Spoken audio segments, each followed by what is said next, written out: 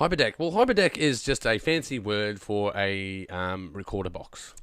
Yeah, I prefer Hyperdeck. I mean, recorder boxes. Yeah, recorder box isn't really that flash. Or you could say that it's a video capture device. Yeah, it sounds more technical. Call it that. But that's a camera as well. It's essentially a camera without a lens. Instead of a lens, it's got an HDMI input. You could also call it a camera without a HDMI input. Yeah, you could call it that. Yeah. But no, I just call it that. Well, they call it a hyperdeck. I suppose the word deck comes from, because when you run TV studios, you've got multiple decks. So you've got sound decks, you've got, perhaps chroma key and, luma key decks. Yeah. And hyperdeck is, I guess it's supposed to make it sound cool. Right. And it's supposed to make it sound studio-y. But the hyperdeck I have is pretty much the second tier up for,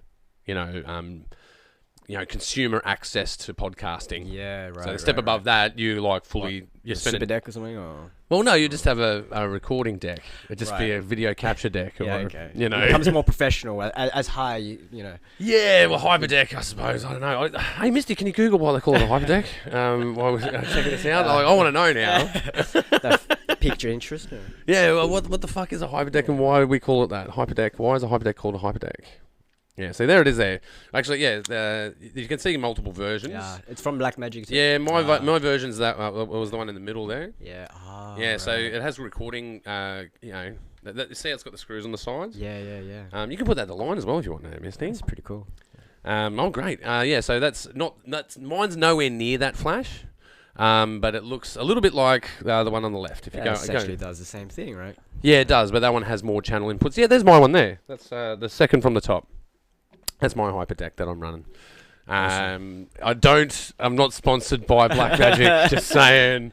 But man, it is a very well performing piece of equipment. It even has, especially having a little monitor in it. You've got certainty that it's getting a feed. Yeah. And you can run HDMI into it. You'll be talking for 2 hours and you.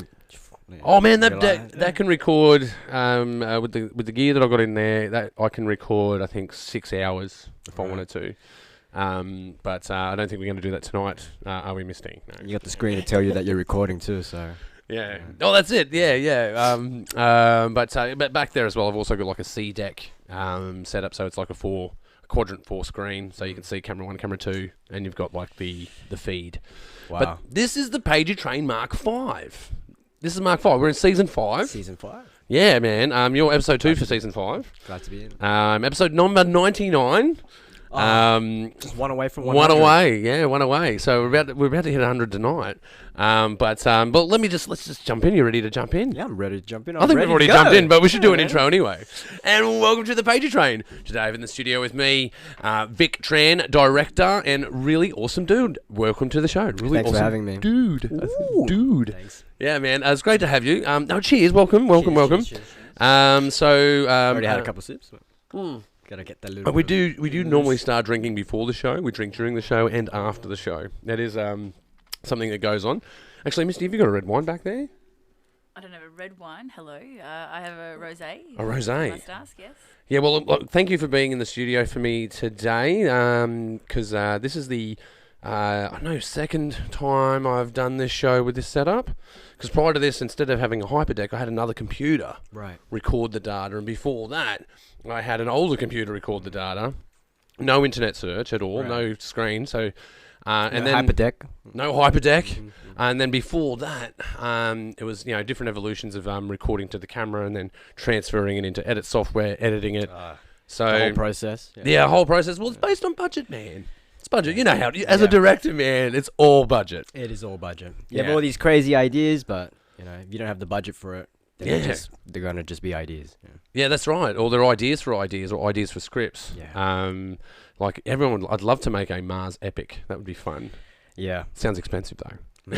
What, something along the lines of The Martian, or? No, I've got this really cool idea. Like I was thinking, prehistorically, like pre-dinosaur, or maybe post-dinosaur, right? But Mars and Earth are both habitable, and Mars has a magnetosphere, and it was the first planet to sort of have human civilization, and they colonized Earth. and then intergalactic or inter-solar system war was occurring, and the Mars got hit in the side, Right. and they call it planetary venting, and Olympus Mons was formed on the other side, and it bled out all of its lava, lost its magnetosphere, and then was stripped by solar corpuscular radiation, and there was no more surface. Like, it sounds expensive. Science. Yeah, I've thought about this. You've got the equations down, the chemical reactions that were happening. Yeah, no, I've stacked some bullshit into this story, and no, but these are great ideas, right? But they're expensive. Right. Being a director, what advice would you give to people instead of going for these big budget ideas? What's a good way to go about a smaller idea or achievable idea? I think when you're starting out, I think the most important thing is to write within your budget. You have a set amount. Let's say if you're just starting out, figure out how much funds you can get.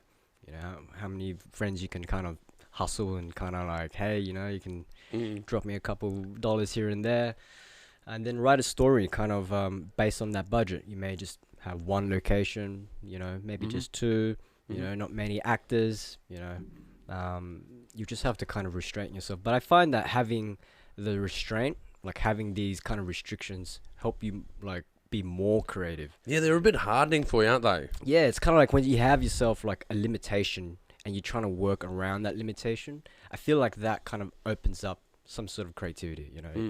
You kind of like, I can't do this, but what if I try this? Yeah, but you can't buy your way out of it. You have to think your way out of it. Yeah, totally. While if you have like, you can just write whatever, then you don't know where to start. You just have so many possibilities. You can go here. You can, you can take the story this way. You can take the story that way. You can shoot it this way. You can shoot it 1,000 different ways, and then you just kind of get stuck.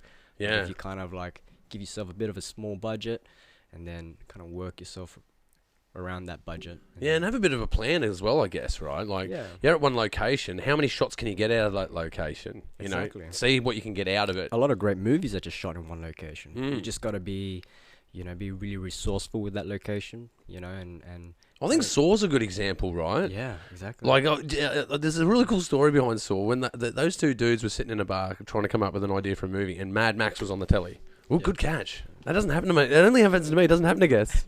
You must be... I must have your one. You must be... Yeah. Oh, it is the metal one. It's the metal one. They were sitting in a bar, and Mad Max was on the telly. And at the end of Mad Max, he throws a saw at the guy that murdered his wife and says, that saw is not strong enough to cut through that chain, but it's strong enough to cut through your leg. And they've gone, that's the movie. Sometimes it just takes that one room, one spark, or just that one room, exactly. One interaction with the person, and you just get this idea. And all story driven. Yeah, like it's all they started with an idea. Two guys chained to a room with a saw each. You know what? Let's write that. Then they have a premise, right?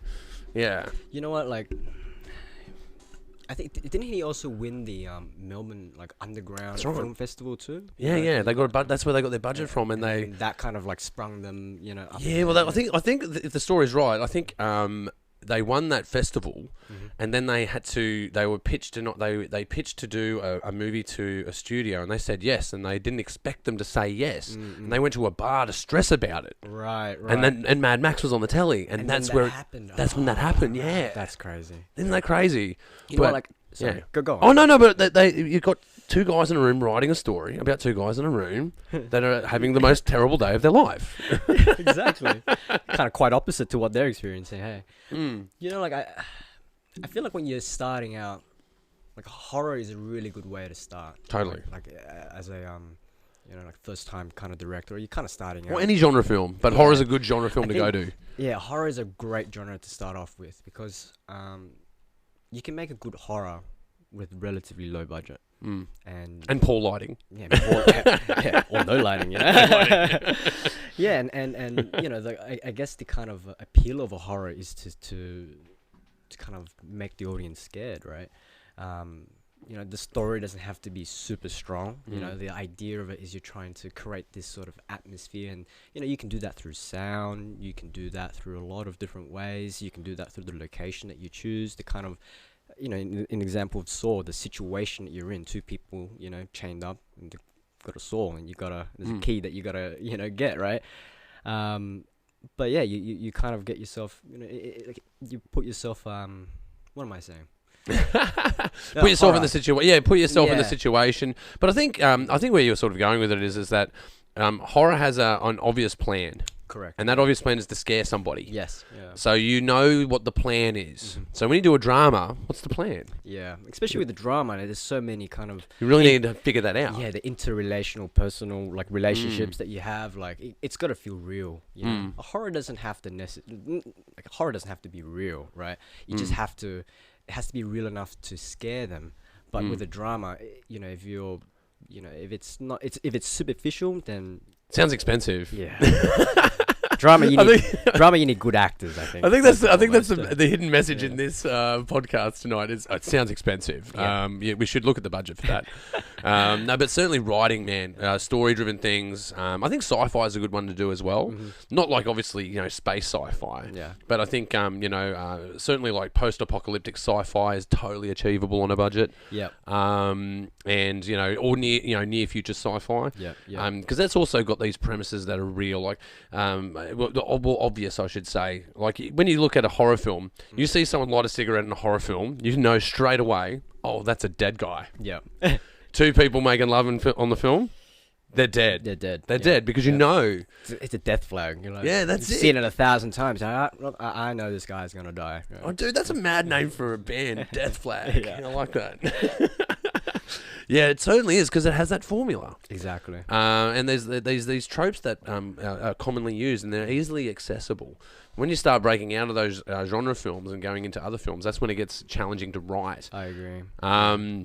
Yeah. Sci-fi is a really good example that you put too, because you can film that with I mean, look at Black Mirror as an example. That's a really good, I guess, dystopian sci-fi, right? But it's kind of shot in a way that it's not necessarily a big budget, like it's not like No, it's Space not. Odyssey or anything like that. Yeah, but it's got very that- much like a Neighbours budget, really, yeah, isn't it? yeah, but it's done really well in the way that it touches upon, I guess, existing technologies, and then kind of taking that, like, what if we take existing technology and just put it up, turn the knob up to max, and then Yeah, turn see it the up to kind of 11, see what yeah, happens. exactly, and see what the consequences are. Yeah, well, the one that scared me was the one with the dog. You know, the one that has the mechanical dog, and it's solar panelled, and it just chases you forever, and she ends up hiding in a tree. I haven't seen that one. But yeah, man, like when you watch that one, it's very simple, and you go, man, that's totally possible. Yeah. Like now that's almost possible now, and I think that's another good thing about sci-fi. If it's almost possible now, Yep. but I think you go back to the past, like well, Back to the Future, if you will, like that kind of sci-fi. Yeah. I don't think they can get away with that now. No, it's 'Cause it's not. It's so unreal.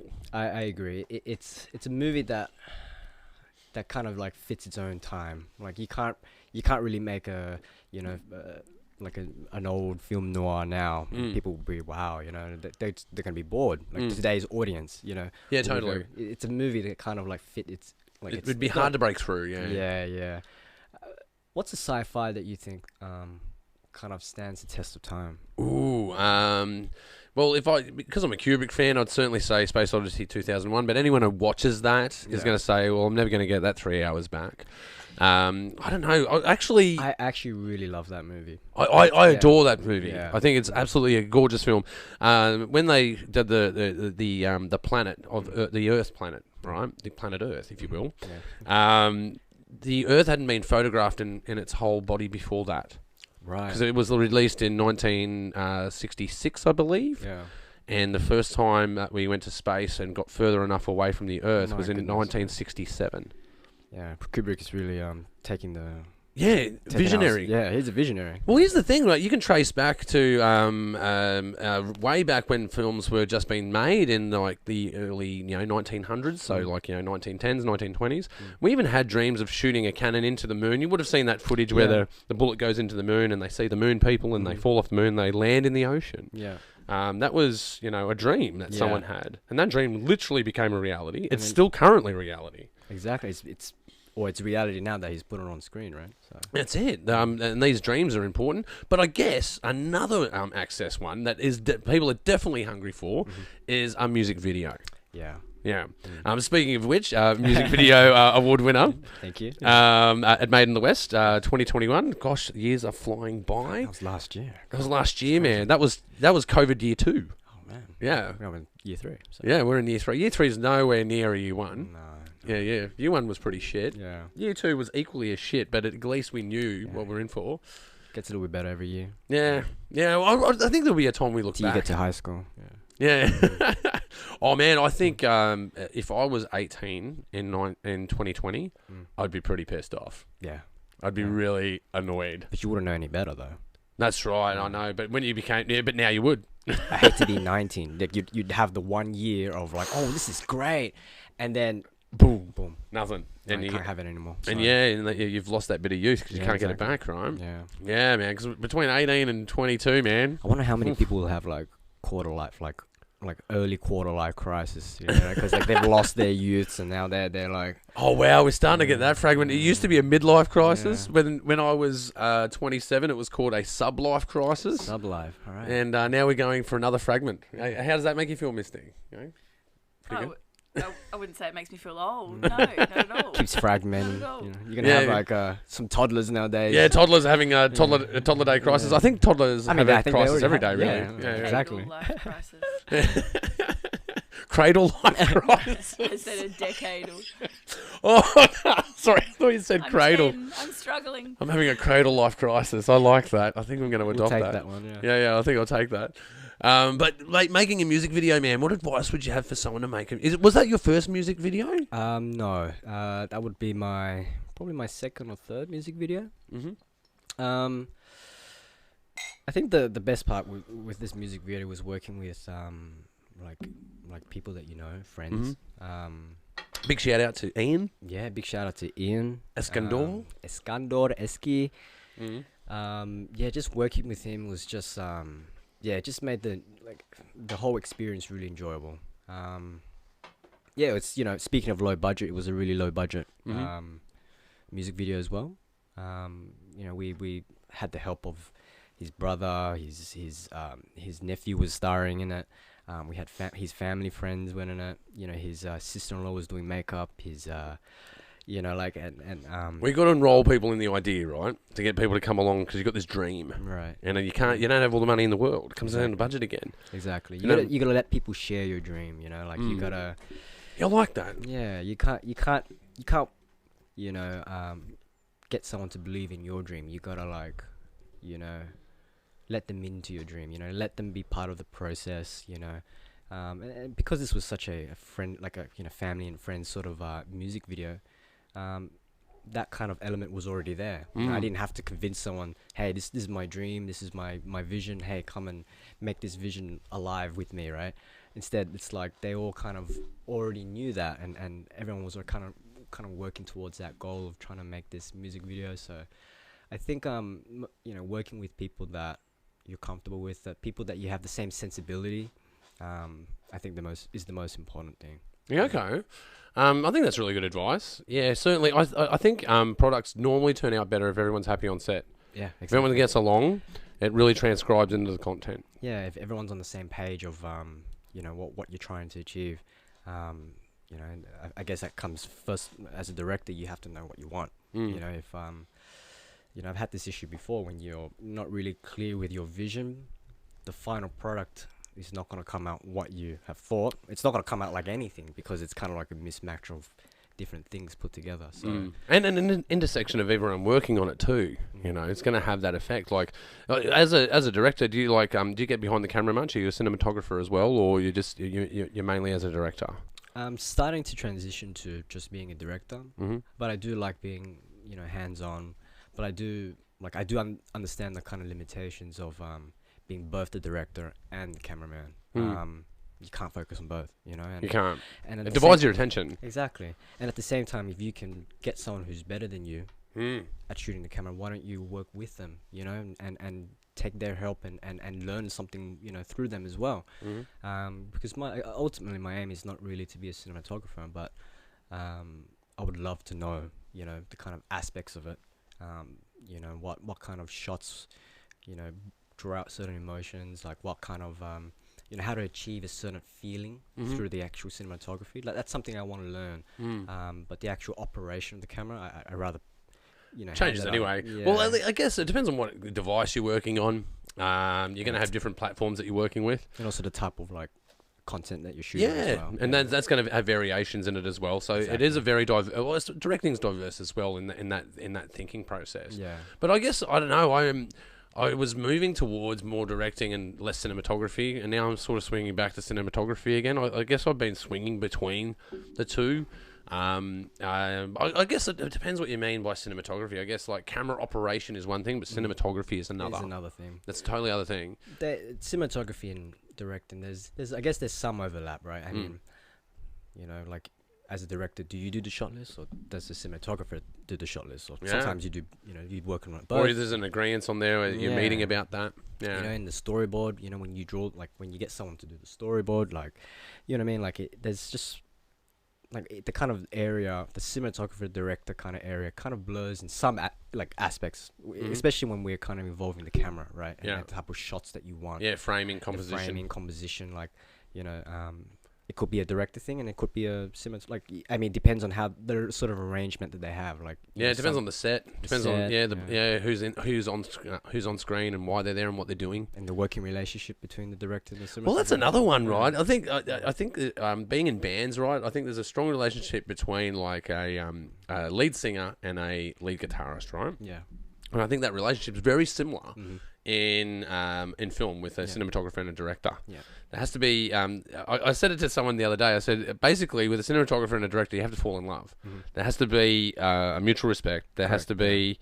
Unless I suppose you can with enough budget you could cross those lines of emotion and work with someone you totally hate, and I guess that's probably happened plenty of times in history. Yeah. But like as a practitioner, as someone who has a love for the art, I'd rather work for someone or with someone that wants to do it and we share a vision. Exactly. And they're on the same page too. They're not like, like, hey, trying to take over your vision. Like, it's good that, a lot of cinematographers, especially the ones I work with, really, really good. They especially for Good as Gold, how we shot it was I had like a kind of like an idea of exactly what shots I wanted. But when we actually went to shoot it, when the cinematographer kind of framed it, it wasn't what I had in mind. But I used that as the kind of starting point, and kind of worked with that. So essentially the shots didn't come out through the shot list, but I guess they came out better in a way where, the cinematographer does a way, and then you kind of have to go on the day on the set, you kind of have to make a choice to see whether that's the right, whether you want to keep that shot or not, if that makes sense. So, yeah, of course, yeah. Because you could say, like, I've had that experience with a cinematographer, and you go, man, can we do this shot? And they go, well, that kind of works, but what about if we do it from this angle and move this principal light here, and then we put this light here, and then we can get a beam going through there, and then if we move the frame ever so slightly this way, you'll get more information out of it. Exactly. You'll get more emotion out of it as well. Yeah. Because that's what a frame is information, right? You can tell a story with one frame. Exactly. And if you can fit more in. I'm a really huge I love telling stories visually. I like that. That's something that I really like.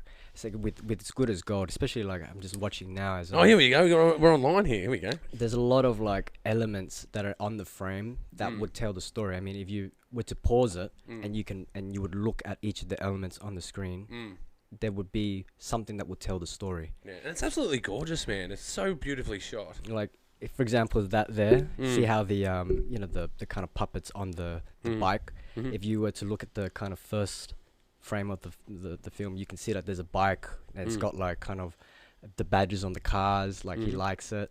It's kind of every element is kind of put together, and I'm a really good. I'm not really good. I really like kind of putting information on the screen. Yeah, that's right. And not like telling and saying, hey, look here, or hey, this is what's... I think that's very deliberate. It's a deliberate thing to do. It's not an accident. Yeah. You didn't just get that bike and it came like that. You made it that way. Exactly. We had to, we had a different colored bike, and then we just said, it's not working. The color of the bike is, so we had to, like, we spray painted it. Or I think we got a new bike, we got a new bike. We got a yellow bike, and then... Yeah. Because again, picking a yellow bike, you go, well, it works better with the color grade that we're going to do. Yeah, like I had already in mind, like before we shot it, what kind of color grade it was going to be. Yeah, of 'cause, course. you know, I think I was watching a couple Wes Anderson films just before shooting this, and then I think I'm very influenced by like the things that I watch. So because I recently watched Wes Anderson, I had this kind of Wes Anderson kind of vibe, and like, I was like, all right, let's kind of make a Wes Anderson, but not too Wes Anderson. You know, I don't want to be a straight copy, you know, but it's Yeah, you don't want to be a duplicate of it, but you No. certainly. There's nothing wrong with referencing things like that. Yeah. No, I've done that in heaps of shorts that I've made. Like, Yeah. there's heaps of references to heaps of things that I've done. They say like you know, good artists copy and great artists steal or something like Yeah, that. yeah. Well, no, if you're gonna steal from the best. That's Oh, what they say. I heard that too. Yeah, Yeah. if you're gonna steal from the best. Don't steal garbage. Steal, No. steal gold. Yeah. Yeah. But yeah, no. But with the ratio of that film as well, because it was you did it in a box ratio. Yeah. Was that sort of motivated to give that film sort of look or that It was- aged look? Yeah, because this is a story kind of told from Eski's, you know, point of view. So he's an older you know, person at the start of the film, and he picks up this origami, and then he kind of gets kind of transported back to the past when he curated it, and he created for this purpose of giving it to this girl that he liked. So kind of transitioning from future to the kind of past. Like I did it through the kind of the grade, you know, kind of made it more yellow tinted, and then aspect ratio as well. So yeah, so when we shot it, we kind of had the aspect ratio kind of blocked out on the camera so that we can frame it a little bit better. It's great how you can do that now. Before you had to imagine it. Yeah, imagine you had to put like freaking sticky tape. You had to over, put like, sticky tape on it. Yeah. It's Yeah, like- yeah. It's great how they can do that now. You can do all of them now. You can do all the ratios, which are great. There's no excuses now. Yeah, yeah. Everyone can make a movie now. Well, yeah, they can't say that. The director can't go, man, that wasn't in frame. You go, hey, man, you were there. You saw it. You had a monitor. Yeah, exactly. Actually, I was on set with someone. One of the last films I was on. They all had their mobile phones, man, and they were all transmitting to the phone. So the makeup artist had it. The director had it. Yeah. The assistant director had it with the clipboard, going, "Yep, okay, yep." No, I was like, "What is that device?" I looked it up. I'm totally getting that. Like, there's so much power. Can't remember the name of it. I'd have to look it up. But it's basically it does like a like Bluetooth a live feed sort of to everyone. Yeah, and it has a login, so it's Yeah. protected. Oh wow, So it's encrypted, but you can. I think you can do up to 4 phones. that's crazy. Yeah, and because you'd have your monitor as well, you'd have your HD monitor and your capture device, or your hyperdeck, if you will, right?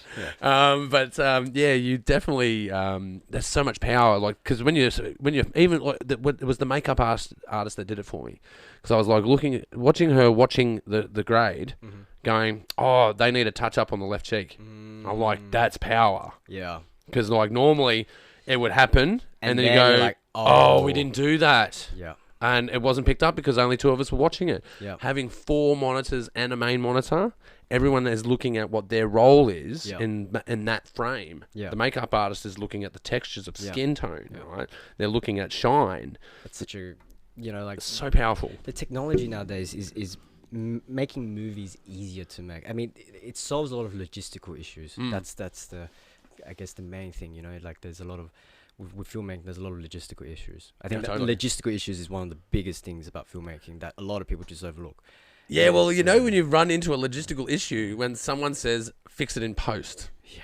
You've run into a logistical problem. You've run into many problems. If the more- wheels have come off and you've crashed. oh, Yeah. man. If you say fix it in post, I mean, your issue started from the writing. Yeah, and your preparation. You weren't prepared. Preparation, You weren't yeah. prepared, and you Yeah. didn't brief your people. Yeah. Something went wrong. Yeah. And probably multiple things went wrong if you say fix it in post. Yeah. But with that said, man, I make a lot of I'll make quite a bit of money sometimes fixing things for people in post. yeah. It's easy money spinner. You know, Good as God has, I think the cinematographer, he also color graded it too. I think we spent a couple hours fixing something in post. Yeah. And it was one of the shots where the kid was just riding down the road, and when we were kind of blowing it up on the big screen, we saw a bunch of, you know, kids sticking up their fingers, you know, hey, and Fucking with your footage. I hate when that happens. Yeah. They're like sticking up their finger, and then they're like, crap. So you had to cut them out. Yeah, we didn't see it when we shot it. Because we you're didn't have focused little on the screen. you're focused on the Exactly, action. Yes, Yeah. the actor did great, and then when you blow it up on the big screen, then you have you know, 5 little kids, you know, sticking up their fingers. You're like, you know, at first I was like, you know what, it's not too bad, you know, no one's People aren't gonna gonna care. notice. Who's No, gonna care? Who's gonna care, right? Yeah. And then But you care. you know, no, at first I didn't care, you Mm. know, because I thought the kind of the time and effort it takes to get rid of it is not worth like how many seconds. A good cost balance, Yeah. a cost-effective analysis there. But Yeah. So then, but yeah, but the big but is this is what changed my mind. So when I finished it and I sent a copy to a colleague, they noticed it, and then they're the only ones that noticed it. No one else noticed it. And when what he said to me was, "You should get rid of it because it takes away the magic." he's right. It takes away the kind of magic. Then you realize, oh, this is a music video. But just all of that from before that, you couldn't tell. You kind of like sold on the idea of the story and all that. But as soon as you see something like that, it takes you away. The audience goes, hey, that's a bunch of kids. Yeah, they've taken you away from the narrative. The narrative. Yeah. So when he said it like that, it immediately, I go, that's true. Yeah. And then it became a problem. You can't avoid it now. I can't avoid it. Now So you see it, everyone sees it, and you know everyone's going to see it. So then I called up cinematographer. Hey, you know those kids that I said was all right? I need you to cut them out. Yeah. How'd you do it? You just cut them out in the background and then just did it frame by frame, or? Yeah, that's what he did. He rotoscoped them. He rotoscoped the whole thing. Yeah. How long was it? It was only like a 2-second clip. It's only 2 seconds. So 2-3 second clip, but it. So, but that's what 150 frames if you're doing it at 50. Yeah, and he had to, clone like, I don't know what he did. Like he did Well, some magic, you can paste your attributes across certain frames, but every once in a while you got to do. Essentially, you have to do each frame. He had to do each frame because the camera wasn't static either. It was a moving camera. Oh, he has to do every frame. And it was also zooming.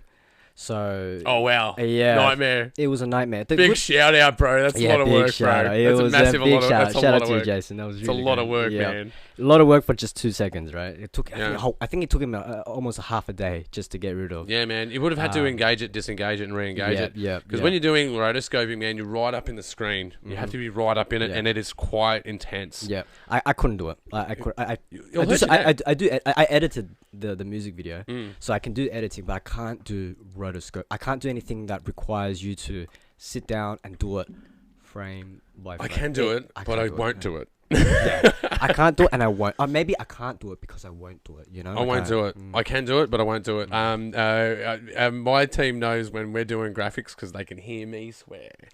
Graphics I don't do. It just takes like so much memory and it's slow. And it takes the soul out of you. It does. It slowly bleeds your soul. Yeah. Okay. Big shout out, Jason. We're not having to go, man. We just thank you for doing this. But you guys are like you that can do that. I don't know how you do it. Yeah.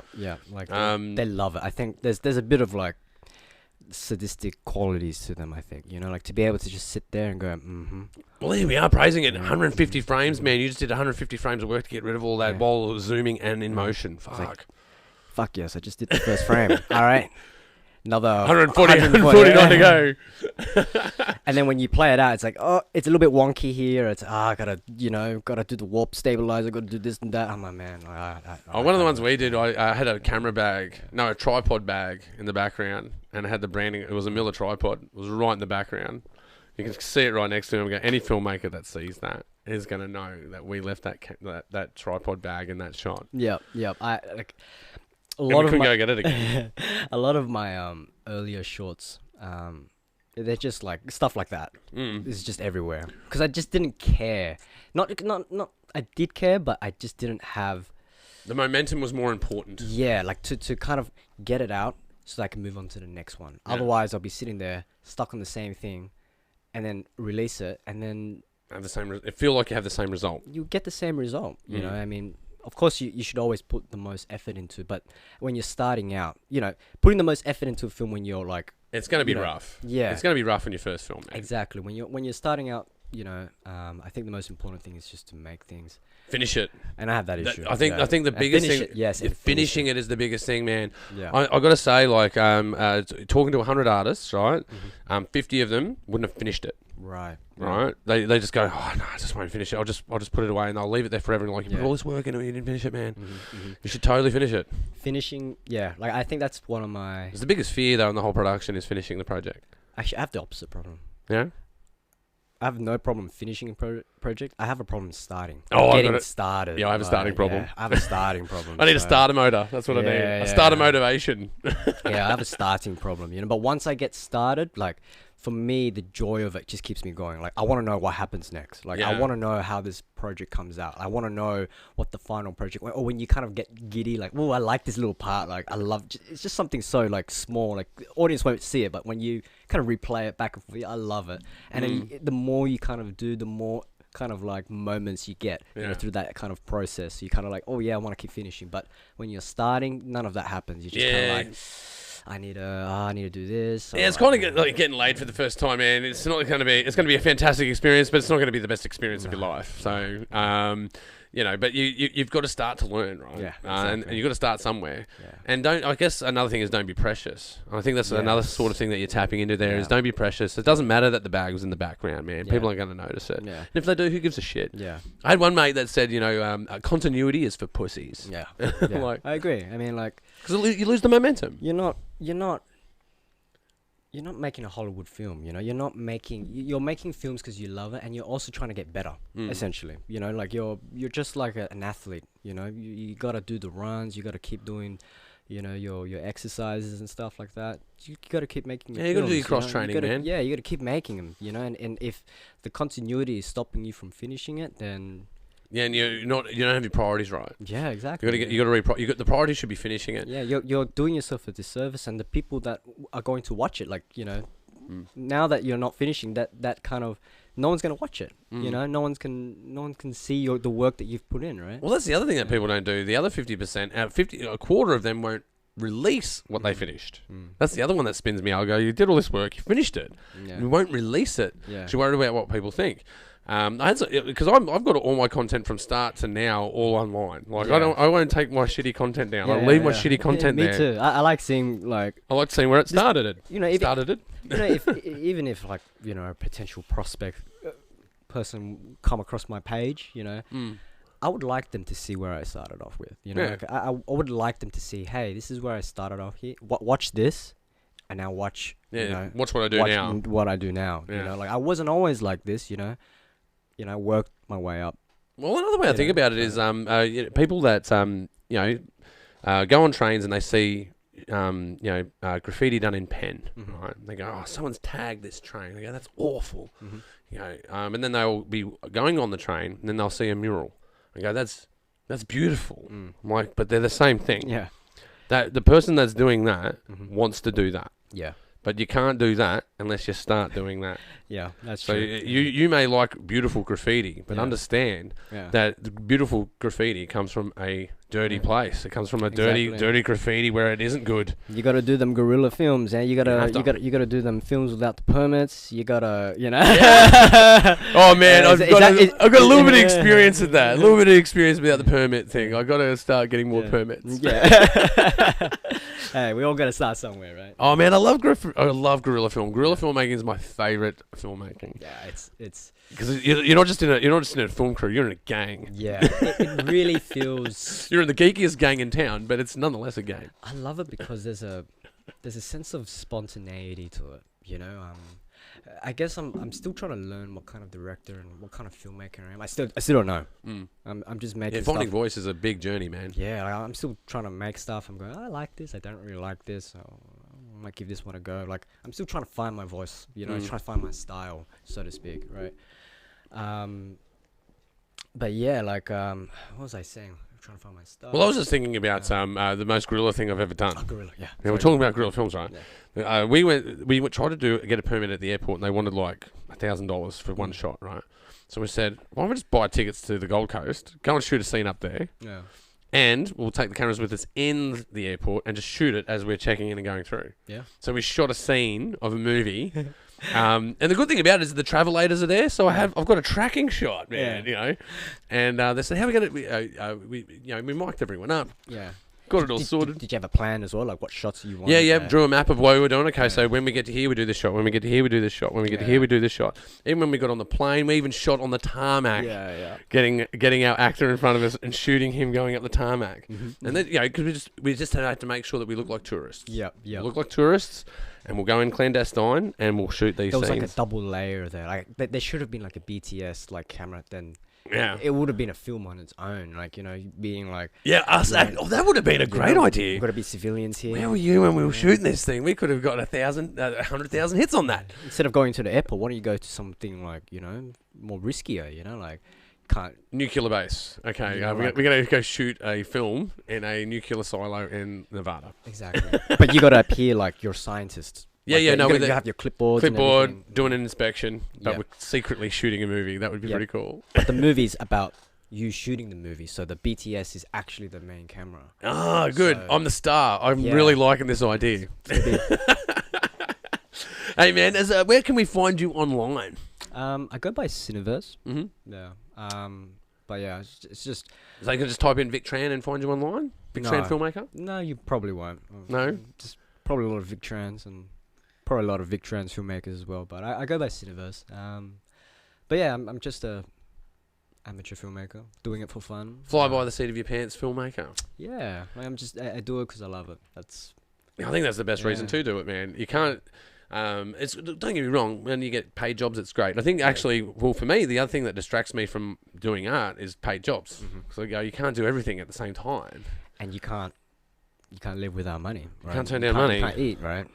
Yeah, well, the thing is as well, like, You can't eat movies, right? You can't eat. well, the thing is, when I buy camera gear, I buy it with the intent of making money with it. Yeah. It has to pay for itself to Yeah. be useful. That's why I feel like, the Overlord in the Matrix, man. I feel like the architect. If you don't have a fucking job, we're going to delete you. I need this camera to make me money.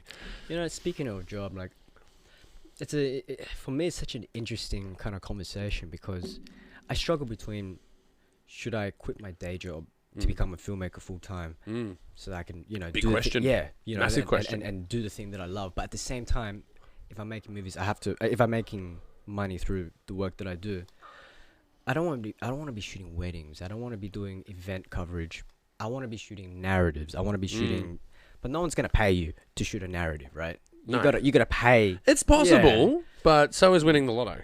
Yeah, so is Leonardo, and you gotta be good, right? Yeah. You got to pick the right numbers, man. Yeah, you gotta pick the right numbers, exactly. So it's interesting that you've taken the path of being a full-time filmmaker. Oh no! Well, no, I still work. I still work during the day. Oh yeah. Sorry, Yeah, man. I made my assumptions. So Because I run a business part time and I work full time. Yeah. I've tried to always get a full time job that's in filmmaking. Yeah. That's for sure. Yeah. There's always aspects to my job that involve filmmaking, but usually it's at a corporate level. Yeah. Big shout out to the guys at TVS. That's one of the biggest jobs I've missed in my entire life. I mourn the death of that TV station. I started as an ingest operator and ended up becoming like the station supervisor. Oh, nice. Yeah. And I was running the place, man. It was great because I was the actual guy doing Big it. Don there. Huh? Yeah, no, doing voiceovers, doing camera operation, news production, broadcast operations. Like I did everything. Everything got so much experience. Just Yeah, I doing ran a that job. TV station from the whole production line. So from capture to edit to ingest to server management to broadcast to microwave Just signals from start to finish. Yeah, man, the whole thing. And I Yeah. did that for years, man. And the people I worked with are absolutely fantastic. Didn't pay a lot, but it was a fun job. Yeah. It was super fun, and I learnt so much. I just wish I did more while I was there. I could have done more because I presented sometimes, but I could have done more on-camera presenting. I would regret not doing that because I was a bit scared of it. Yeah. But I don't. But it's funny. I only regret the things I didn't do at that place. I never regretted anything I did there. Interesting that you say that because I watched something a few years back, and it was someone interviewing a bunch of elderly people, and they were saying, what do you regret the most, right? And all the answers are all the things they didn't do. It's not the things that they did do. Like, I regret doing this. I regret, it's like I regret not pursuing my dreams. I regret not trying harder in my relationship. I regret not. It's just thought that was regret letting interesting. things pass you by. you know? Yeah, I mean, regret is usually things that you haven't done. Yeah. Yeah, well, again, though, people say to me a lot, how do you do all the things that you do? I still got spare time, man. I'm quite lazy. Really. I wish I was more proactive. Me too. Yeah. I'm a procrastinator. Yeah. Like this podcast is a procrastination. I should be writing a movie right now. But it's fun. I can't not do it. Writing is such a soul-draining process for me. For me. It's terrifying for me. I get terrified when I write. You're terrified? Terrified. I'm terrified of a keyboard, terrified of writing. Do you know what? I think terrifying is a good word to put. Like, I think I'm terrified, but I think my ego is too much to say I'm terrified. I'm just avoiding it, you know? Yeah, I sometimes have to drink when I write. I have to drink. Yeah, I think that's a bad thing. No, you shouldn't have to drink to write. I have the same issues too. Like I have to get myself. I say to myself, I need to get myself in the zone. You've got to psych up and do it. Psych up, and then when you psych yourself up so much, and then you kind of you just don't get anything done, you know? Because yeah. Well, are you a blinking cursor guy or are you a planner? See, like I try to do both styles of writing. You sit at a keyboard, blinking cursor. All right. So once upon a time, fuck. Right, I'm stuck. Right. But the other times I just write out a map. Yeah. Do a map and go, okay, so these people are in it. These are the locations that are in it. This is what happens. And now I can put that on the wall and populate the story. I find that an easier way to write. Yeah, I'm a planner. I have this. See, a planner I can understand. I talk to other writers, directors, right? Just write it. Blinking cursor. Like, how the fuck do you do that? They've already got it in here. Yeah, it's how? already there. Yeah. Well, I know it's in there, but when I get it out, it's always different. For me, it's not in here. It's kind of percolating in there. Yeah, that's what I mean. The full there's story, there's variations of it, versions. Yeah, exactly. Versions that are constantly changing and moving. Yeah. Depending on taste, mood, want, desire. Yeah, totally. But when I plan it out, I go, well, now I definitely know it because I can see the map of it. Exactly. We've got a map of it. Yeah. We literally have a map. The most difficult thing is actually the good thing about planning is you can change things. You know, and you won't have to rewrite a whole bunch of shit. Yeah, it doesn't make the cards fall over. Yeah, exactly. So I have this thing called Millernote. I'm not sure if you're aware of that too. What do you call that? Millernote. Millernote. It's a thing. It's a website. It's essentially just a. Chance a Millernote there, Misty. It's like you've got a canvas and you kind of put like cards up and then and then you can kind of sort the cards into different folders. So for example, I have a folder for my new what I'm writing, and it's got characters, it's got like story beats. Oh, I do one like that. It's got it's a mood maker, and I put like images up and kind of like it helps me kind of visualize the kind of story and then wow, I see what you're doing here. And then sometimes I'd go to like YouTube videos and I'd kind of screen cap kind of like. Oh wow, this is way more advanced than what I've been doing. Yeah, I mean, what I used to do was just I had a big scrapbook and I just write shit on it. Right? Yeah, I've got scrapbooks and I've got books that manage the scrapbook. Yeah, and then when you try to like look through like the stuff, like where did that go? And then you lose reference points. Exactly. But then I started using Scrivener, so script writing software. Writes it already does it in the format for on-screen scripts. Yeah. And it allows you to put all the character lists in, and you can extrapolate and print in any way you like. Yeah. Or you can put it in any format. You can actually just take a scene out because how sometimes in a movie you can break up different scenes. You give someone the whole script, and then you give that script to a cinematographer. They go, "But where are all the shots, man? Like you're going here to here. When are we shooting all these 10 shots? I know these 10 shots are across the 100 shots." Yeah.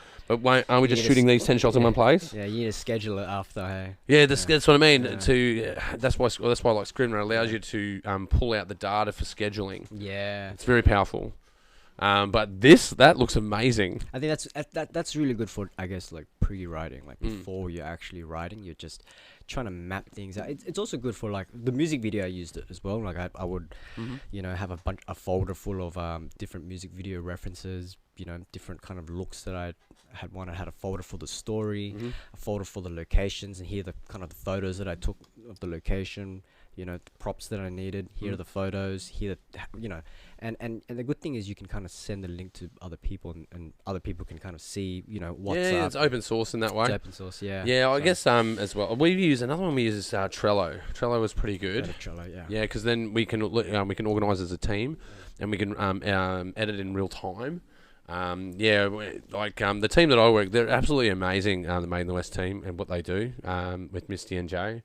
The stuff that they do is just insane. Yeah, I mean, it's not easy to run something this large, you know. No, man. Like, well, I guess my biggest fallover is WhatsApp. WhatsApp crushes me. I was just like Messenger, Snapchat, I can't. Instagram. I'm a no. Don't. You're not on Don't- socials. I am, but I'm not a. You not don't. a You don't huge, participate. I do, like, I kind of scroll here and there a bit. But Oh, so I'm you're a voyeur. I'm a bit of a voyeur. Yeah, I'm kind of avoiding. Yeah. Yeah, I try. I don't know. I just noticed that lately, Facebook has been a ghost town. Yeah. There's no one on it. But then they say like Facebook is, like no one uses Facebook. Right? Well, they used to say that your parents are on Facebook, yeah, right? your But now your parents grandparents are on Facebook, because that's how old it's been, Your It's- grandparents are on fucking Facebook, yeah. and your parents are on Instagram, and the kids are on TikTok. I fucking hate TikTok, but I love it. I'd still watch it. I don't have the app, but I watch it through Instagram, I think. But how does that happen? Why am I watching TikTok and Instagram? Explain that to me. I don't know. You're a filmmaker. Yeah, I'm a Consume media. I'm a fucking content whore, man. I can't get enough. I will be watching a big screen TV Yeah. whilst listening to a podcast, whilst doing video searching on my phone. Gotta get that content, man. Yeah, man. I'm just Get the hit. mainlining everything, and I've got to stop watching these Johnny Depp trials. They are driving me insane. But the memes are just insanity as well. Can't get enough of it. I just can't put it down. But anyway, well, I think that's a good point. I think we're actually close to time. Aren't we close to time for this one, Miss D? Mm-hmm. Yeah, we're definitely close to time. But thanks, Vic, for so much for being on the show. No, thanks for having me. Good as Gold was certainly as good as gold. Thank you. Beautifully directed, beautifully shot, and you guys should go check it out online. It's on YouTube, yeah. Yeah, it's on YouTube. Yeah. Go and check it out on YouTube. On Cineverse. Good as Gold, Ian Esky, Yeah. and you should be able to find Good as Gold. But once again, thank you for being on the show, Vic. No, thanks for having me. And you've been watching the Pagey Train. Don't forget to go and subscribe on YouTube if you're watching us there and tick for notifications. But hey, I've got a big announcement for you guys. We are now on Spotify video. So if you want to watch us on Spotify, you can watch us via video on Spotify or just listen to us in your car. We're also on iHeartRadio and Apple iTunes, basically anywhere you can find podcasts. Thank you so much for being on the show. And also thank you so much for watching the show. And we'll see you next time. Oh man, my wheels came off, bro. Man, you got this such an infectious energy, man. Oh man, I'm pumped up. I almost got that outro right though. I was really happy with that because I'm really excited about the Spotify thing. That sounded perfect. Yeah. Oh, I did? Oh, I did it right. They liked it. They loved it.